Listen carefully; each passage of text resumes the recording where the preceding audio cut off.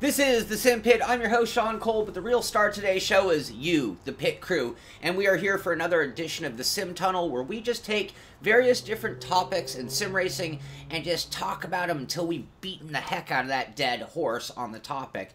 So today's topic is something that I see in the forums all the time. Arguments, fights over the topic of whether a game falls into a category of arcade, simcade, or simulation. And I think there's a good reason why that name Simcade exists, that hybrid between arcade and simulation. And just to give you a little background, if you come from the original days of gaming, I started with Pong. If you come from the original days of gaming, everything was an arcade game. And then at some point we started to see things, mainly in the world of flight sims, or NASA might use simulators, where they really focused more on real-world physics and things that were very critical to really doing whatever it was you were trying to simulate. Meanwhile, we at the arcade were playing our arcade games, and over the years they've hybrided together, and now we have a variety of driving games, anything from arcade to simcade to simulation. And again, sometimes people get offended because if somebody takes their favorite sim and calls it a simcade, they blow up and think, no, no, no, no. So what I really wanted to do, and I want your opinions on this, so I'm going to first bring on a guest onto the show. So Scott Wennerstrom, you might have seen him on the GT Sports streams that we've done. He's a good friend of mine, a big fan of the show, and somebody who helps out behind the scenes quite a bit. And he's more of a simcade driver, I would say, than me, who's more of a simulation driver. And I want to get somebody with a slightly different opinion, but most important, I want your guys' opinion on the topic. So, let me bring Scott onto the show, and then from there, we're going to kind of open up the doors and start defining things. So, hello, Scott. Welcome to the show. Hey, Sean. Hey, guys. How's it going? I'm doing great, and I think we have a good topic that a lot of people are going to have some very strong opinions on, and I'm going to want your opinion as well. Just a teeny bit of background, though. I mean, what's your favorite driving game, and how long have you been gaming in general? I've been gaming since I'm 34 years old, so I've been gaming since I was probably 6. I got a Sega Genesis Christmas 1991. As far as sim racing goes, it all started with Gran Turismo 2, I believe. Playing on the console, I finally bought a Logitech Driving Force GT on my PS3. Clamped it to my kitchen table, drug that thing out into the living room in front of the TV when I wanted to race. Evolved into what I have today, a triple screen setup on a nice PC with a 1080 Ti, Club Sport pedals, Oculus Rift headset, triple monitors, and things have gotten kind of out of hand. Understood. And I think a lot of us are in that situation where no matter what, over the years we've evolved to out of hand. I'm going to turn your volume down just a teeny tiny bit there. Anyway, so what I'm going to do, I'm going to show you guys all out there the spreadsheet that I have in mind and the way I want to play this out. So, right here, and you remember my abilities, my secretarial skills from last week, but what I have is 3 different things, and what I want to do is define how we think of an arcade game. And to me, there are some dead giveaways. And when I think of things like explosions, if you're playing a driving game and it has explosions, then I would immediately say, hey, you are playing an arcade racer. And you can see under here, I already have explosions down under arcade definitions. Other things I think about might be like power-ups or turbo boosts.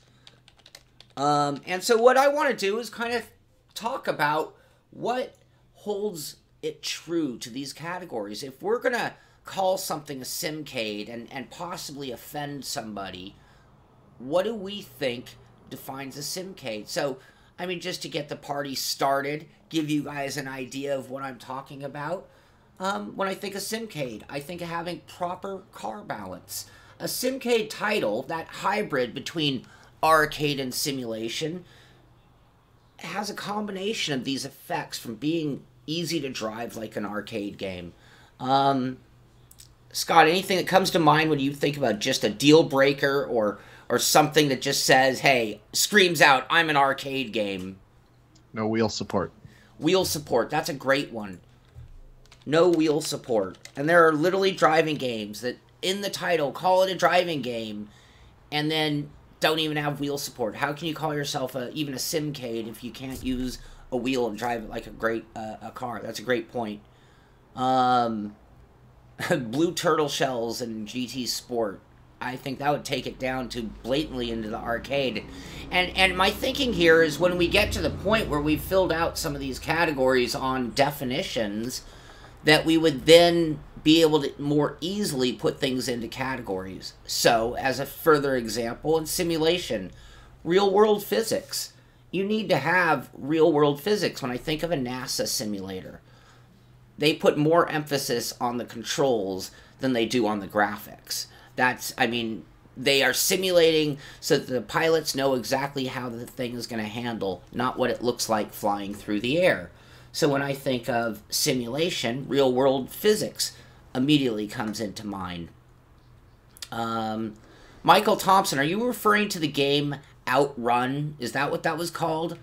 What if it's a convertible and a girl is sitting in the passenger seat and the car gets flipped over and you get tossed from the car, right? That was the game Outrun, I think it was. Please correct me if I'm wrong there.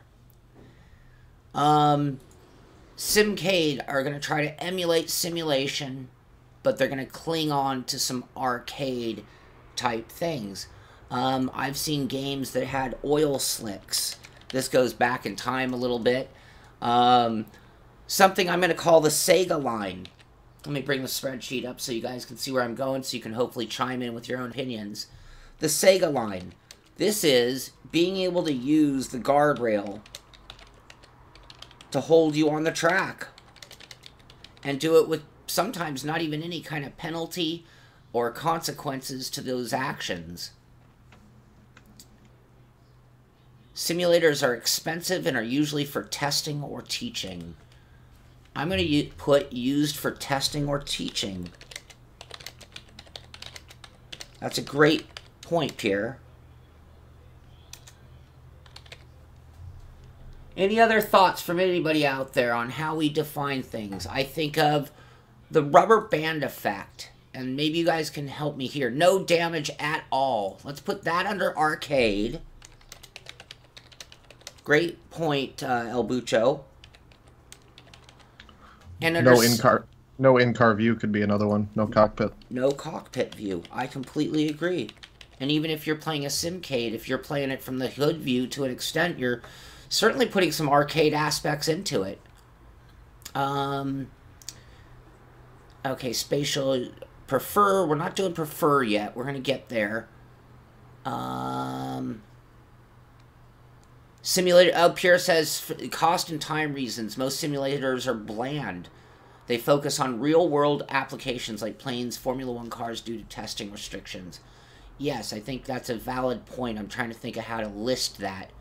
El Bucho, no damage at all. And I wanted to put limited damage on Simcade because I think that is where we find that hybrid. And then on simulation, we're looking for full damage to an extent. Now, in the case of a NASA simulator, if I'm not mistaken, they do no simulation of crash beyond you've done something that defeated the space shuttle or whatever thing they're flying. So at the point that you crash, they don't care. Game over, reset because you failed.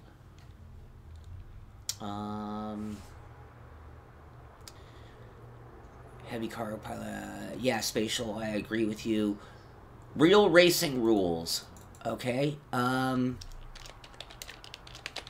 that's another one where we can actually say, so in a simulation, I'd expect it to have real racing rules. In a Simcade, maybe limited racing rules. And sure, in an arcade, no racing rules. And I think we see that if we start to think of some that might fall into these categories. Scott, you could have said that. You're on a roll. You're actually on the microphone. So what was it? What was that there? Inability to turn off racing assists or driving assists. Okay. How do I put that? I completely agree with you. I guess just assists. Assists. In an arcade, you don't even need them. Permanent assists, we'll call them. Yeah, and then on or off assists and maybe a Simcade. You guys tell me if I'm doing this wrong. And really, I would like to see no assists. I mean, in a real sim, I mean, they're going to always make a consideration for what we don't have equipment-wise. So maybe clutch and shifters are still not where they need to be. But even then, I mean, if you were going to build a simulator for, we talk about the McLaren, world's fastest gamer, I want every aspect of the simulator to be one-to-one to the car. Orion says, too much grip. And again, on an arcade level, I'd say grip question mark. Like, is that even a factor? And too much grip when it comes to an arcade. And then I think on simulation, that really comes back to real-world physics.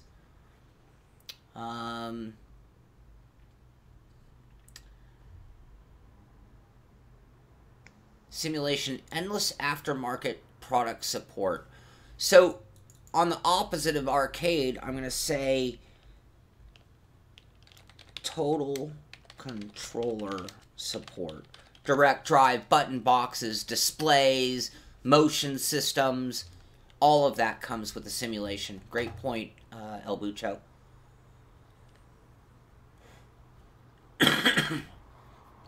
William says, in an arcade, you do excessive drifting to turn. I see what you mean with that. I'm gonna Makes write me think Need for Speed.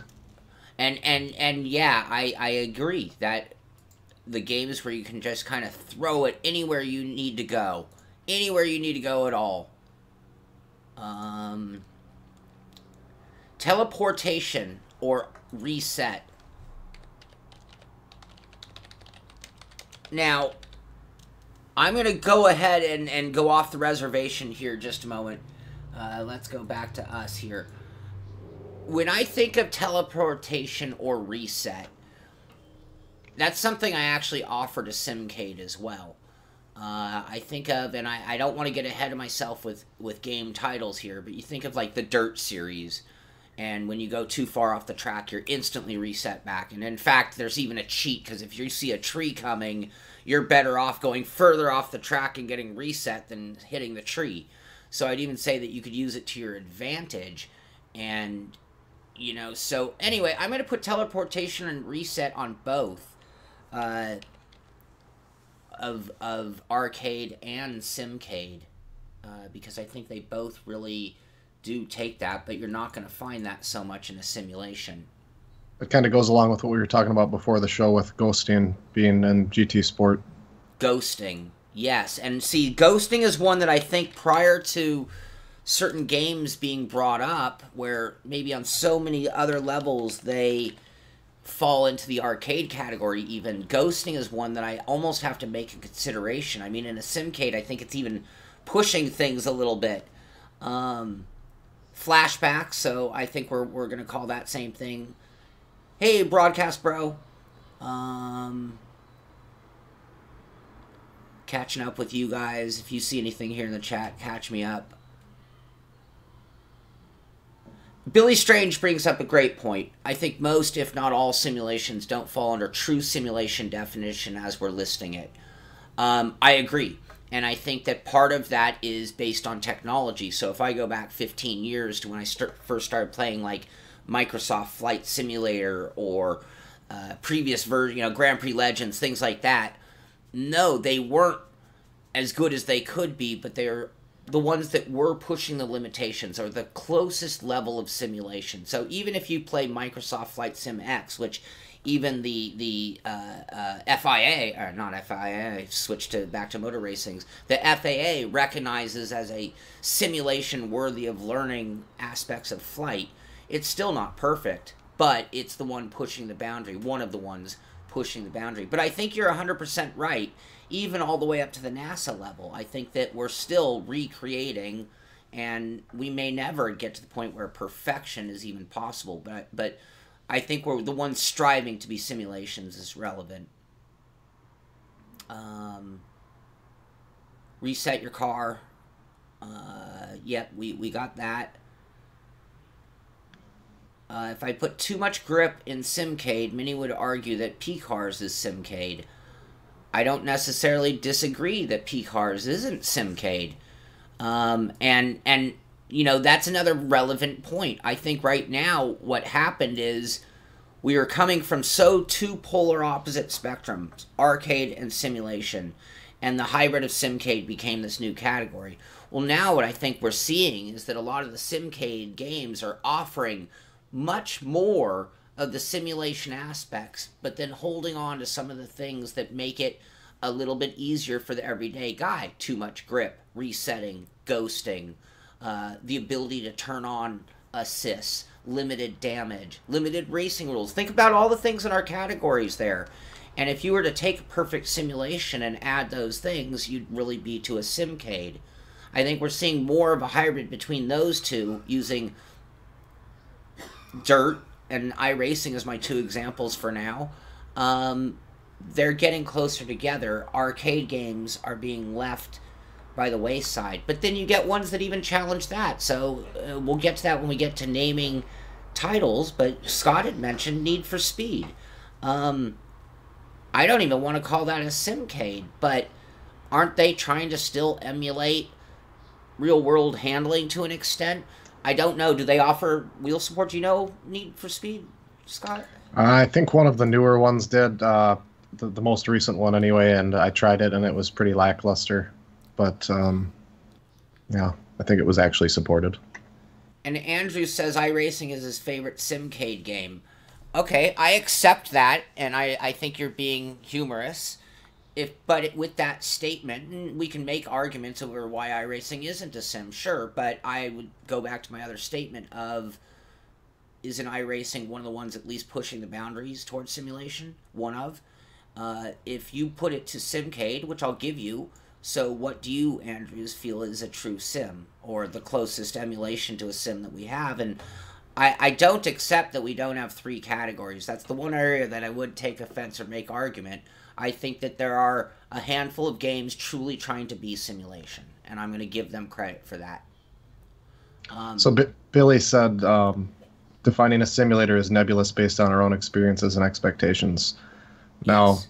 a very small percentage of this niche hobby we have has actually driven, any said car that's in a sim in real life. So without doing that, there's no way to make an apples to apples comparison. Oh, I completely agree, but I also would say that everything is relative, including, as he said, people's perceptions. Those with more real-world experience are going to have a certain opinion. Those with no real-world experience are going to have an entirely different opinion. But I will say this, getting back to, I can't remember who made the great point, but used for testing or teaching. We can argue this point and try to take away from simulation all day long, but at the same time, make no mistake, every Formula One team in the world is using simulators at this point in time. This is not a joke, the McLaren, competition to hire a test driver. You see Parker Kligerman on NBC demonstrating, teaching, using simulation to teach the masses all the time. So I dare say that simulation exists, period. We just aren't to where we want to be, in my opinion, on that. And I'm going to try to keep my opinion out of this for the most part. William, I think that William talks about Grand Prix series, Grand Prix Legends. Where are they still simulators today?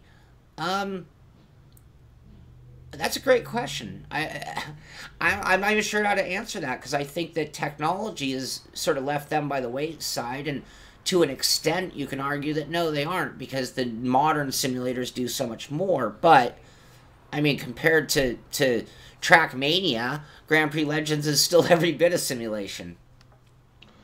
Piston Teacup said people shouldn't get offended over what others think their favorite game should be categorized as, and I agree with that 100%, because what's the real reason we all got into this in the first place is to have fun. Sean and I were talking before the show. I love iRacing. I play everything from Forza Horizon in between up to iRacing, and I enjoy iRacing, but sometimes it almost feels like you have a second job with all the practice you need to put in. If you just go right out on the track without putting in the work, I'll find myself thinking, oh, did I remember to put the milk back in the fridge mid-race? And next thing you know, you're in the sand off the track, and now you just flushed your safety rating down the drain. So Absolutely. And what you just brought up is a really great point that I want to put on the spreadsheet, and that is fun factor. I've often said this. iRacing has very little fun factor, or the fun factor I get from iRacing is the after the race is over reflection.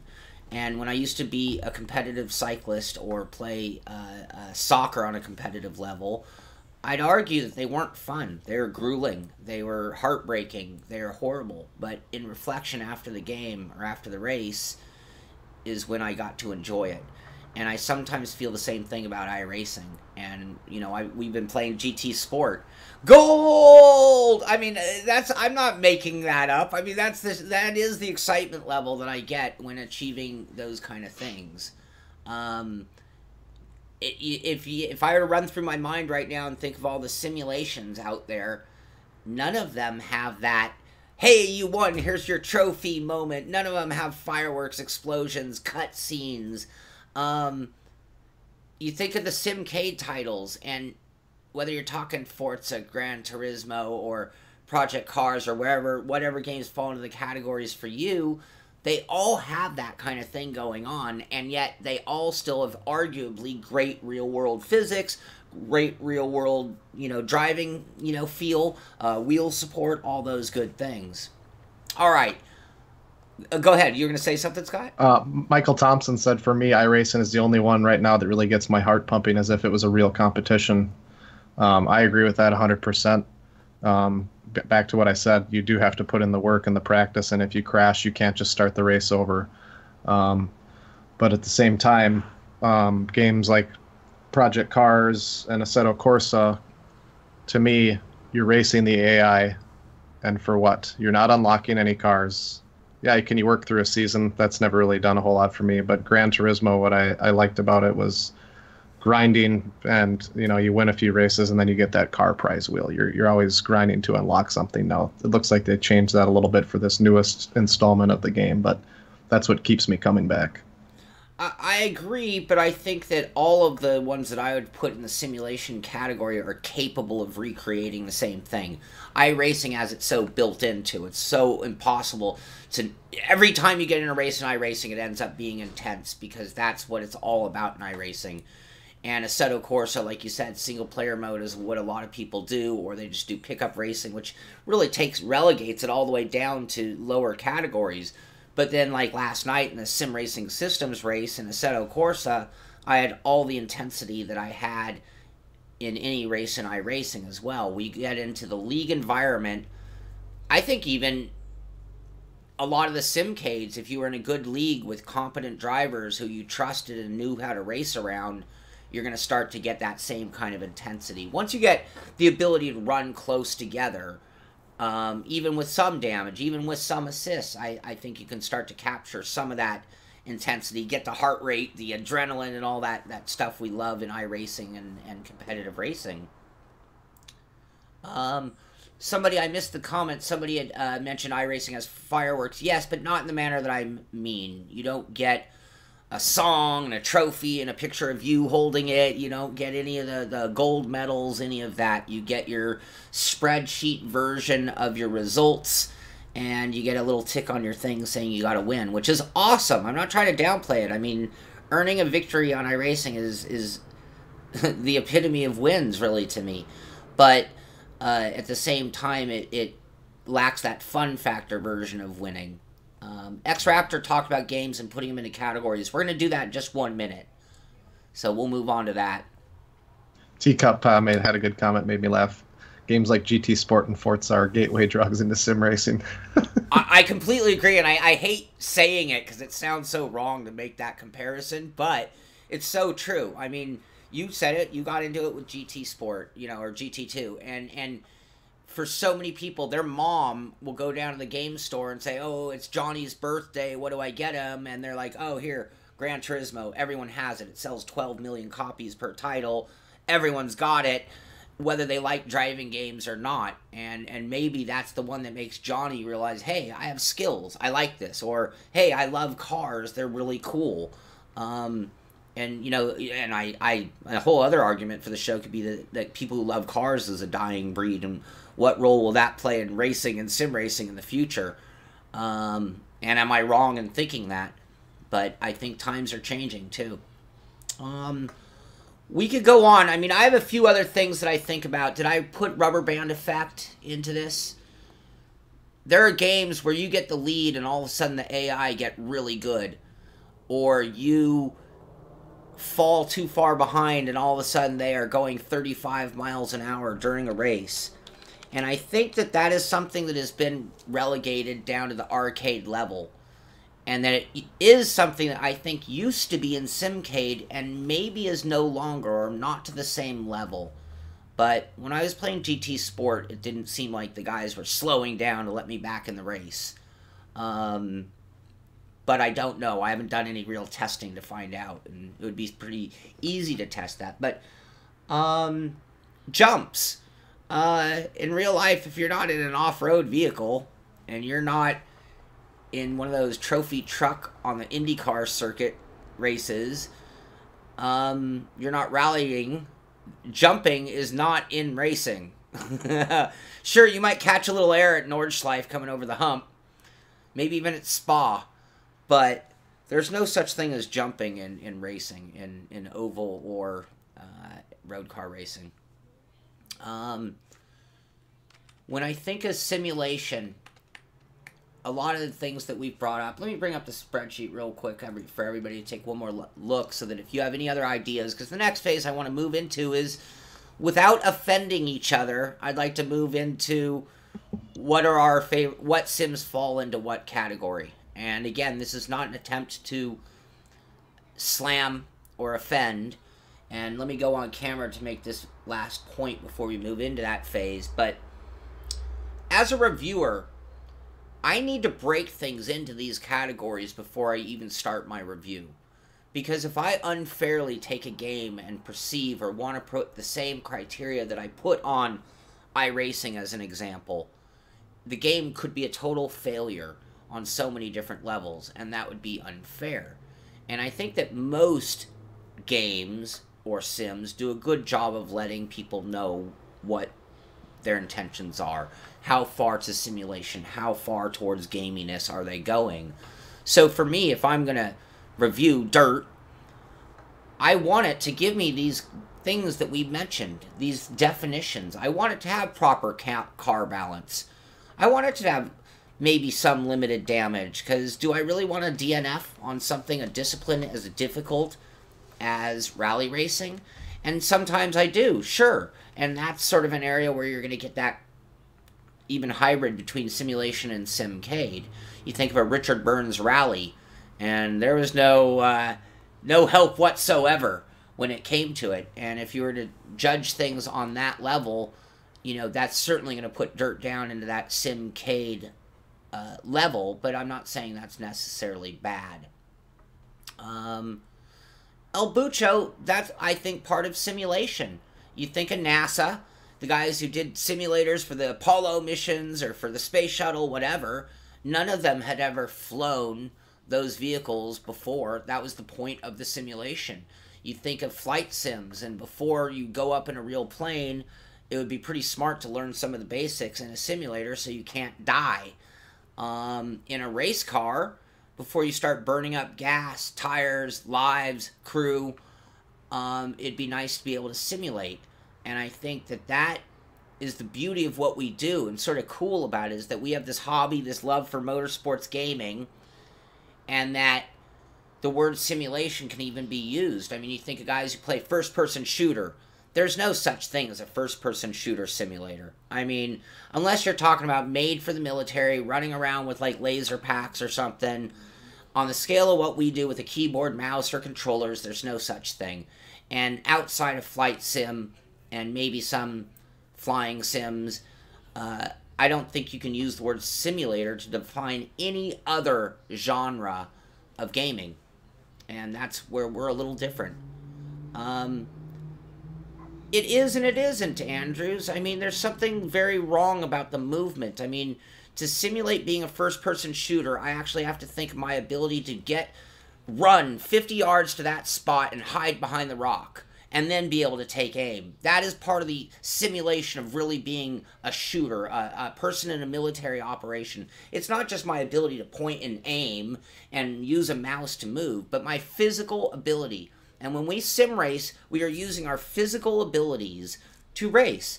And you could even say that fitness is a factor, because if you get into the high levels and do endurance racing, a certain level of fitness is even required, and that hand-eye coordination is 1-to-1.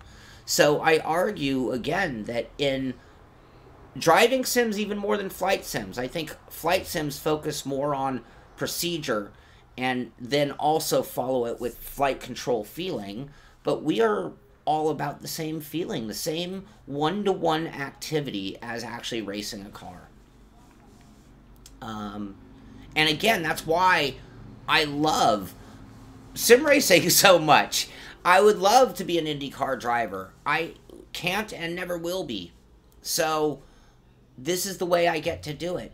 And I have no desire to be in the Army, by the way. And God bless and thank you to all who serve in any country's military defending. But I have no desire to do that. And I really wish there was a simulator that I could go do to be able to do it, even though I have no desire to do it, because it would be very fun. I think somebody mentioned paintball. Marquise, you're exactly right.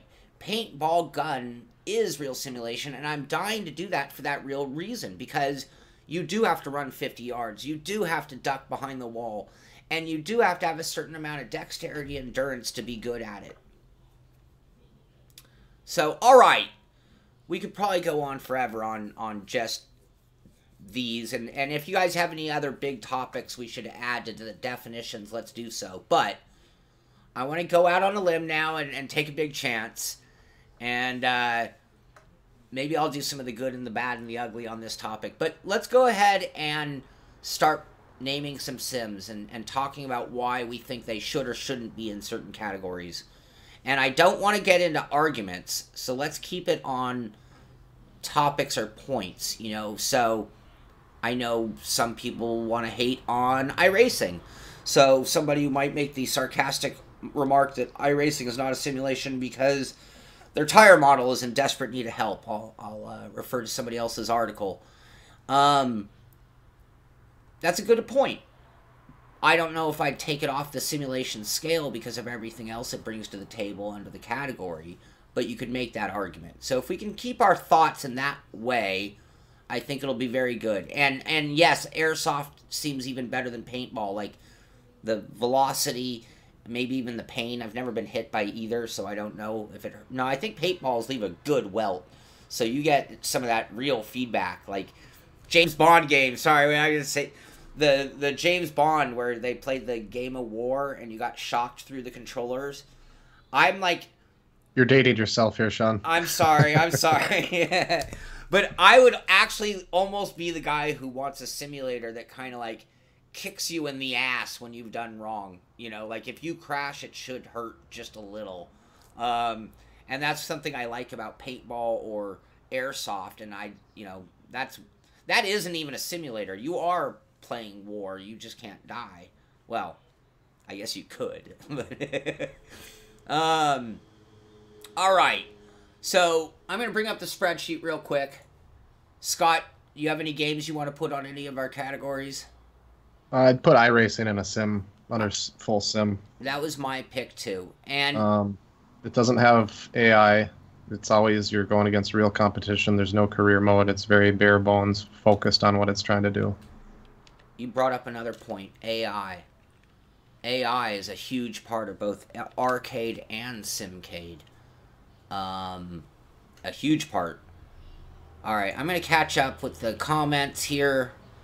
Any arcade titles come to mind, Scott? I have Trackmania. Need for Speed.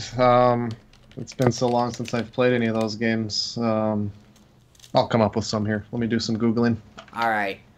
I'm going to go out on a limb here again and say I feel that Dirt and the whole Dirt series is a Simcade. And I know that the makers at Codemasters might even take a little offense to that fans of the title might, because it is one of the best rally driving experiences you're going to get.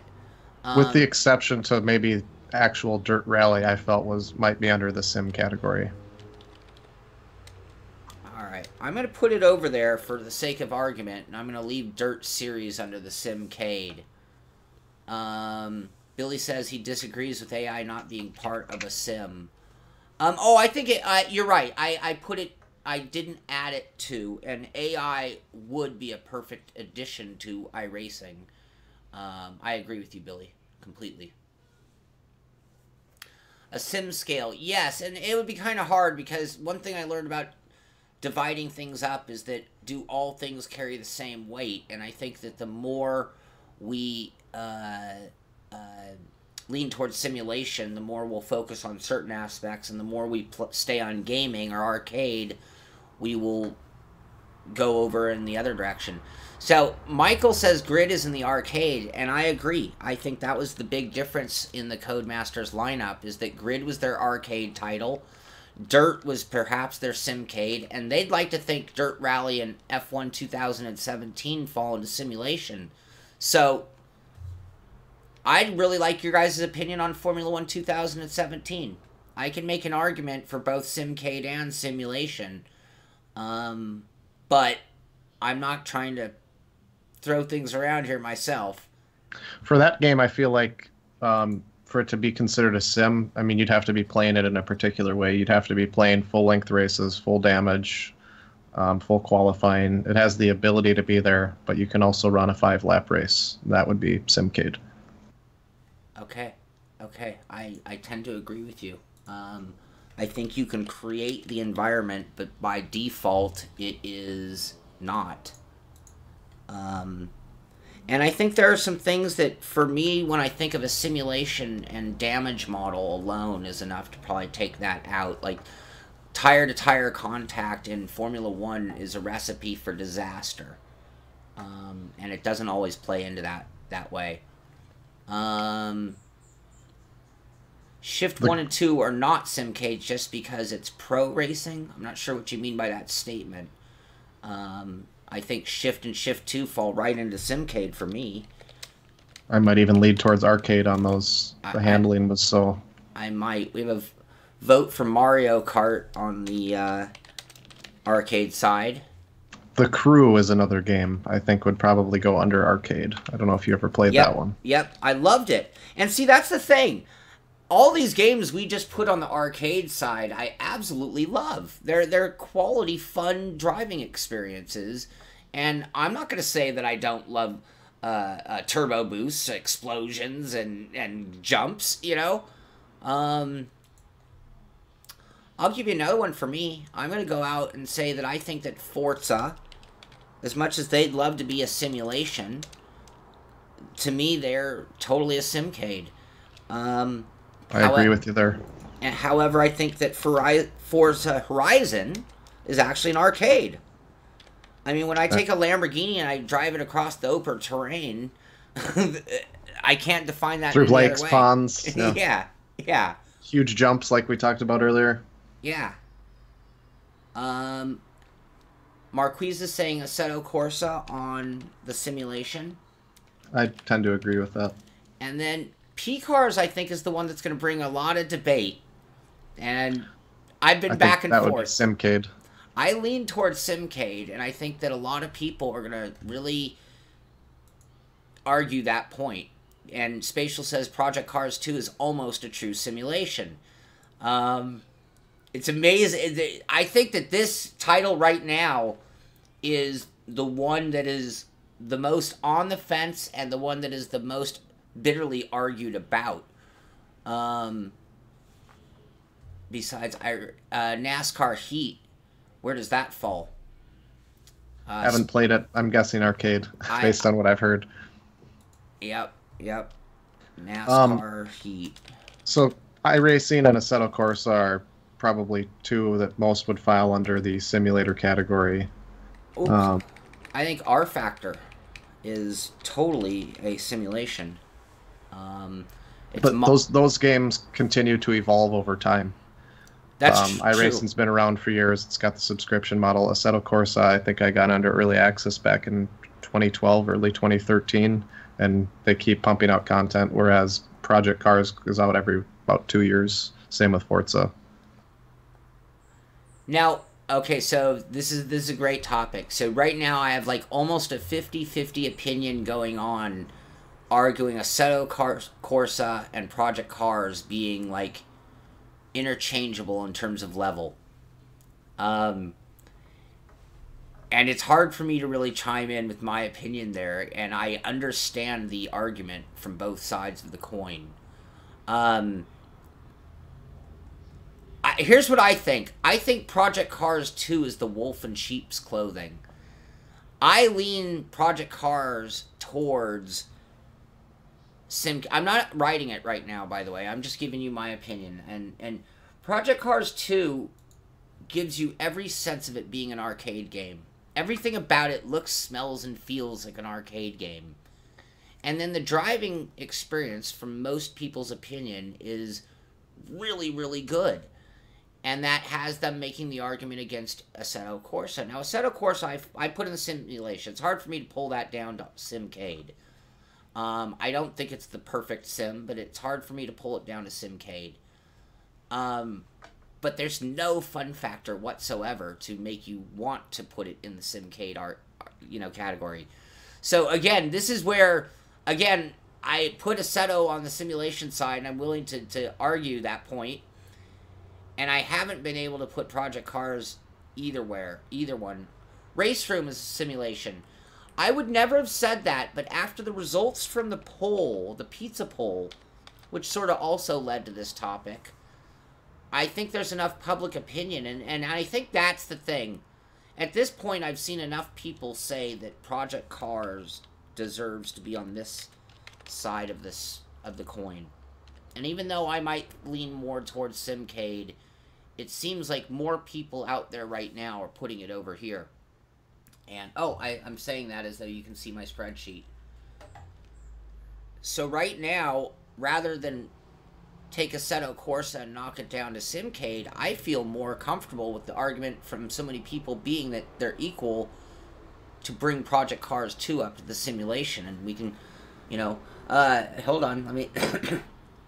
And just for Project Cars 2, maybe we... Gold! No, but I mean, maybe they have achieved their goal. And Project Cars 1 absolutely was a Simcade to me. And so maybe they've achieved their goal by bringing themselves into that next level. And now you look at the top, and do they have real-world physics? Yes, I think they do. Is there enough accuracy involved to use it for testing or teaching? Yeah, I think it does. For sure. I've used it in that capacity. Full damage.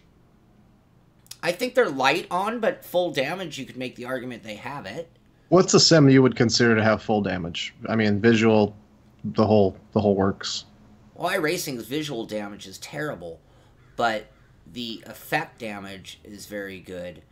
Assetto Corsa, I'm tearing up gearboxes for misshifting, and game over. Motor damage playing a role in speed. But Dirt Rally does that. R Factor does some of that. Race Room, I believe, does some of that. They all do it half-baked, because there's no game where if you run a car into a wall head-on at 150 plus miles an hour, that what would happen in real life happens in the game. Not even close. Not even close. And then I get back to now, and this is the difference between us and NASA. If you crash the simulator in NASA, it doesn't matter what happens after. We all know what happens after. Now we're going to reset and have you redo the scenario so you can learn from your mistakes. In racing, obviously we can't have those consequences.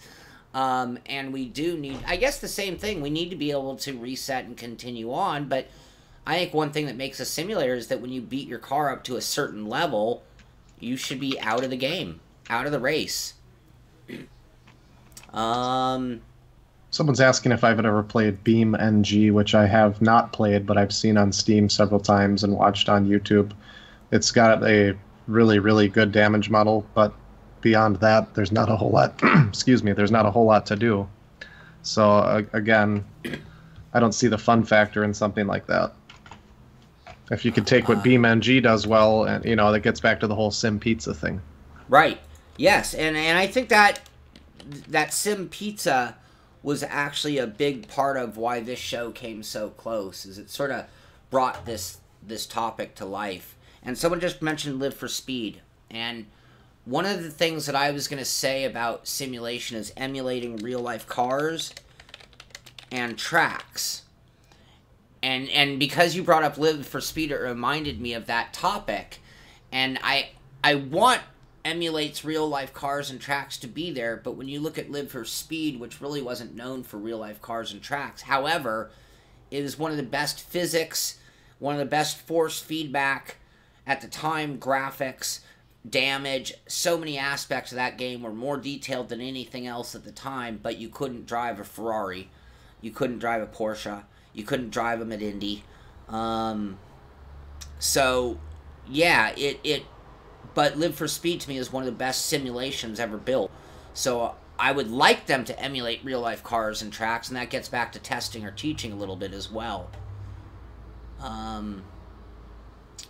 GT Sport, we didn't put on the list. Unless anyone disagrees, I think they've made vast improvements, but I still put them in Simcade. I would agree with you there. The damage, unless you're in certain conditions, is non-existent. And, if you bump a car in a race, forget catastrophic damage. Just the minor damage is more critical to me. Catastrophic damage, we can be like NASA.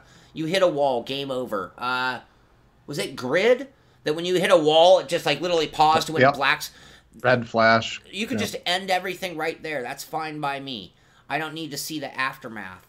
But I am really critical about... last night in the race, I took on some left front damage, and my car, I was driving like this the whole race. And I'm like, you know what? That's the way it is when you knock out your camber or toe. Drive Club, Simcade. I'd almost go one step lower, in my opinion. I'm going to give you that and put it up there, Frederick. I might as well. That's a game, in my opinion, that's meant to be played with a gamepad. How is their wheel support? It works with the T300. Nothing to write home about. Automobilista. I'm going to put Automobilista, based on the poll, the Sim Pizza, into the simulation category. I'm going to bring that back up. Someone mentioned that Kazunori says developers don't want real damage to their cars. Well, yeah, but everybody else does.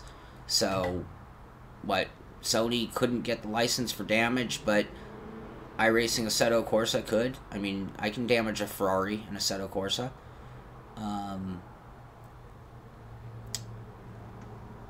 Todd says your favorite is Forza Motorsport. And that's the other thing I want to say here is we're doing this.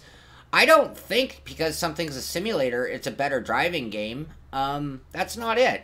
It's just there is a difference in the mentality of the game.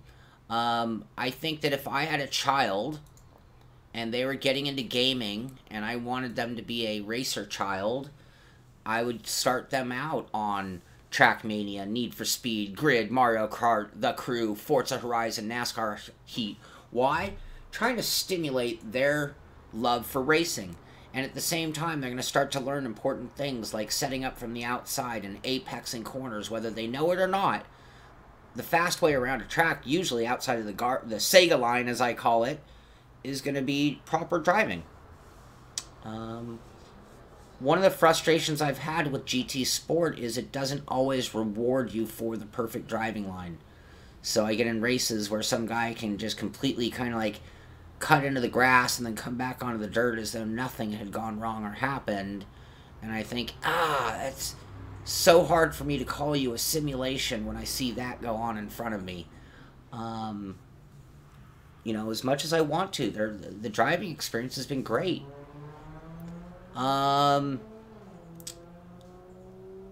James says, Automobilista is so sim that they deliberately made the graphics bad to give it more of a sim value. That is a very, very funny statement, James. Thank you for that.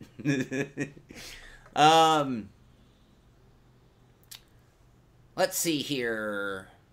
VR support. Yeah.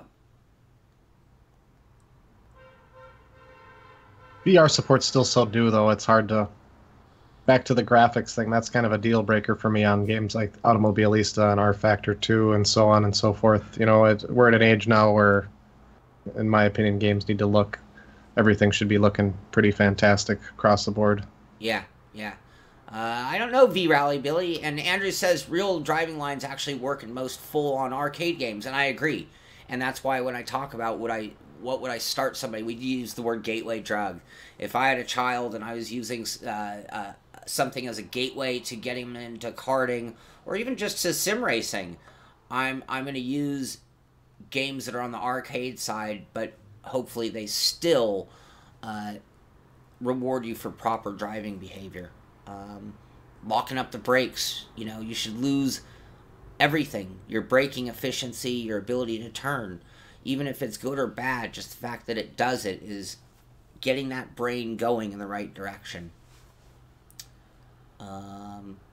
And Christian, just back to your point, or both of our points, Scott, but his mom and dad got him started on Gran Turismo, and that's what got him into sim racing. And I bet you there's a good majority of people in the room today and in the hobby in general that's the case. Either Forza or GT is where it all started.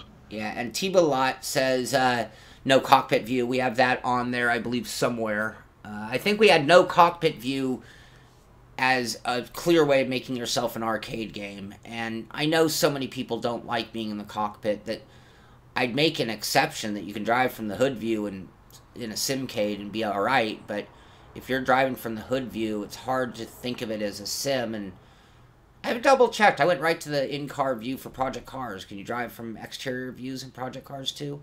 Yes, you can. So as we want to call it Simcade, actually I think you can do it in Assetto Corsa, I just never do. You can.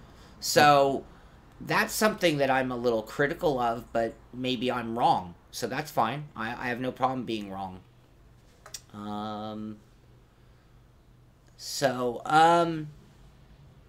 Anyway, I think we pretty much covered this topic. I mean, we could keep defining games, and I think my overall point here is I hope that nobody's really offended. You shouldn't be offended if your favorite game is called a Simcade. And look at how hard a time we had defining the real boundaries, you know, and I think it's easy to put things in that arcade. But it was a real fine line and between Simcade and simulation. So if I'm a Project Cars 2 fan, for example, and tomorrow I wake up in the forum and see a thread dedicated to calling Project Cars 2 a Simcade game, I think you can come in and tell them why you feel it's a simulation, but I don't think you should be offended by the opinion. Because, yeah, go ahead. We're putting all these games into categories, but they're kind of just arbitrary categories when it really comes down to it. The bottom line is we play these games to have fun. Billy said that Automobilista has some of the best physics he's ever felt, and I do think it has great physics, but to me there's no fun factor there. There's nothing that keeps me coming back. GT Sport, I've put in count, you know, I don't even want to say how many hours over the past week it's been out, because there's just one more race, just one more trophy. If I do this, I'll get another prize car. I want to see what it is. Some of these other games, not that there's anything wrong with them, but they don't have that sort of, I don't know. It's almost like I need one more hit. Come on. Yeah, absolutely. Absolutely. And I think that's the main thing, is that all of them, no matter where they fall on the scale, it's about having fun. You could make the argument for every version of every game. I mean, to be very honest with you, I think Trackmania is a lot of fun. You know, am I going to play it on the show and act like it's a simulation? No, I'm not. And I don't think it has any kind of wheel support whatsoever. But it's absolutely simulated motorsports gaming, and therefore I like it, because if it has motors, if it has four wheels, if it looks like a car, smells like a car, drives like a car, I probably want to play it.